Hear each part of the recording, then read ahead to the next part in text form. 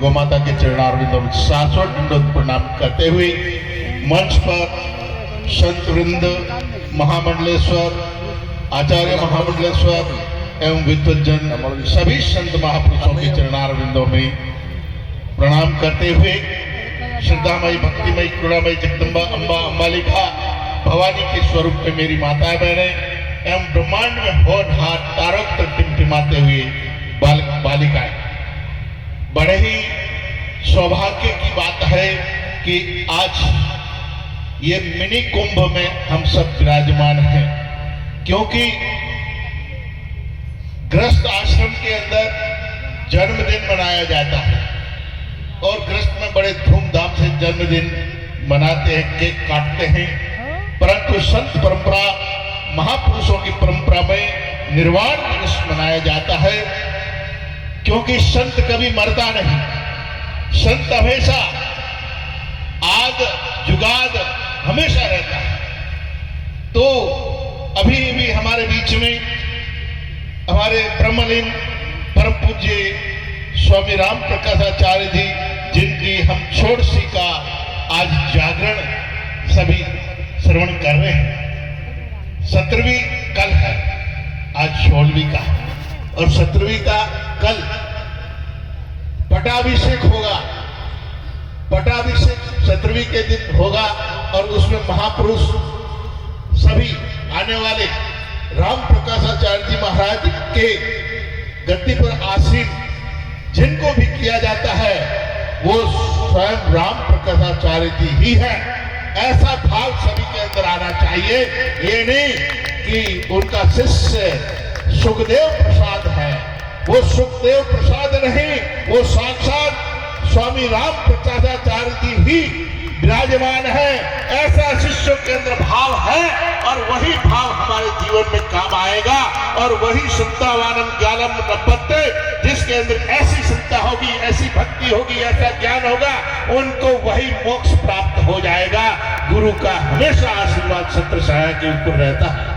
सज्जनों, वो तत्वज्ञ महापुरुष थे, अद्वैत सिद्धांत के प्रतिपादन करने वाले थे और वो अपनी कलम के ऊपर उस अद्वैत सिद्धांत को इतना उतारा कि उसको पढ़ते ही जीवन का मोक्ष प्राप्त हो जाता है। ऐसा हमारे आचार्य जी ने लिखा था। और उनका रोग निवारण के लिए भी अनेक ग्रंथों में आयुर्वेद के ग्रंथ लिखे गए और उनमें पंचगव्य का एक गौ माता के ऊपर ग्रंथ लिखा, बहुत ही सुंदर, जिनमें गाय के गोबर से, गाय के मूत्र से, गाय के दूध से, गाय के दही से, गाय के घी से क्या औषधि बनती है, पंचगव्य कैसे बनता है, वह उन्होंने उसमें प्रतिपादित किया। और गाय के प्रति भी बड़ा अच्छा स्नेह था।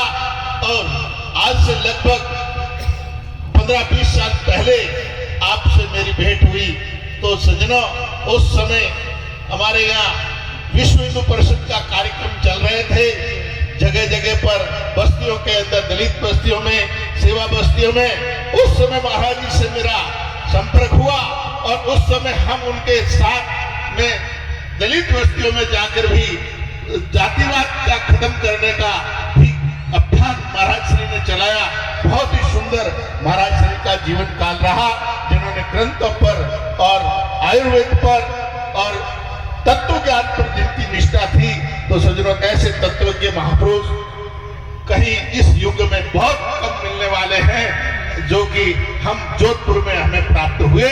और ऐसे ही उनके शिष्य भी उनके पद चिन्हों पर चलकर वह भी अपने गुरुजी को श्रद्धांजलि के रूप में और गुरुजी के पद चिन्हों पर चलकर अपना जीवन व्यतीत करने वाले ऐसे सुखदेव जी प्रसाद जी से भी है। मैं भगवान से कामना करता हूँ, प्रार्थना करता हूँ कि आप स्वस्थ रहे, दीर्घायु रहे और गुरु के पद चिन्हों पर चलकर उसी तत्व ज्ञान को इस भक्त मंडली में बांटते रहे और भक्तों को सदा आशीर्वाद देते रहे। और भक्तों का सदैव कर्तव्य यही है कि गुरु की गद्दी ही पूज्य होती है और गुरु की गद्दी पर जो आसीन होता है वो साक्षात गुरु है। और गुरु रे ब्रह्मा, गुरु रे विष्णु, गुरु साक्षात परब्रह्म, तस्मै श्री गुरुवे नमः। ध्यान मूलम गुरु मूर्ति, पूजा मूलम गुरु पदम, मंत्र मूलम गुरु वाक्य, मोक्ष मूलम गुरु कृपा। जो गुरु के मुख से शब्द निकला वही वाक्य है और वही मोक्ष का प्रदान करने वाला है। ऐसी आप भावना करते हुए हमारे सुखदेव महाराज जी का कल पटाभिषेक होने वाला है और उसमें आप सभी अपना सहयोग दें और ऐसी भावना गुरु जी के प्रति रखें कि साक्षात हमारे गुरु महाराज विराजमान है। गुरु महाराज कहीं नहीं गए हैं, गुरु महाराज तो यही है, क्योंकि गुरु महाराज पंच भौतिक शरीर जो है वो बदलता है, क्योंकि ये परिवर्तनशील संसार है। इस परिवर्तनशील संसार में गीता में भगवान कहते हैं अर्जुन जो कोई वस्त्र उतारे फेंक पुराने नए तन धारे, ऐसे ये हमारे प्रकाशाचार्य जी महाराज ब्रह्मलीन हुए, परंतु सुखदेव जी महाराज उसी शरीर में प्रवेश है गुरु महाराज। तो वही भाव रखते हुए और जो भी शिष्य गण पधारे भक्त पधारे हैं वो अपनी आय का 10वां हिस्सा गुरु महाराज की सेवा में लगाने का मौका है, क्योंकि दान किए धन पवित्र होता है, नाम लिए मन पवित्र होता है सजनों। तो ये बहुत सुंदर मौका है अपने धन को पवित्र करने का। तो पीछे यहाँ जो स्टॉल लगा है वह अपना सहयोग देकर अपने जीवन का कमाया हुआ उस धन को भी पवित्र करने का मौका है। और कोई चूकना मत, कहेगा कोई नहीं, ये मौका बार बार नहीं आता, ये एक ही बार आता है, क्योंकि इस गद्दी के लिए ये पहला मौका है और इस मौके को चूकना मत। बस इन्हीं शब्दों के साथ वाणी को विराम। हरिओम दस, हरिओम दस।